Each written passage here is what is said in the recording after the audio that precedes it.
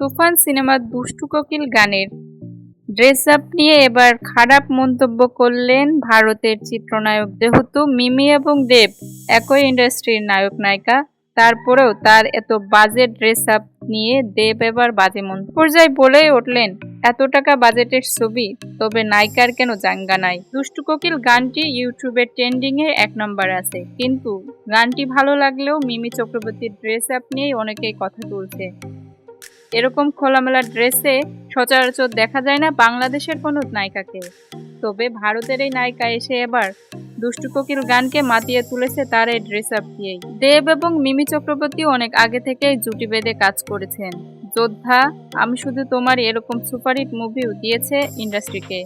তবে দেব বলেছেন, ও অভিনয় অনেক ভালো করে, কিন্তু তার ড্রেস আপের দিকে নজর দেওয়া উচিত। কোনটা ভালো কোনটা খারাপ সেটা তো বোঝার ক্ষমতা তার আছে, তাহলে ড্রেস আপের এমন অবস্থা কেন? দর্শক, মিমি চক্রবর্তীর এই ড্রেস আপ কি আপনার কাছে ভালো লেগেছে? কমেন্ট বক্সে জানিয়ে যাবেন।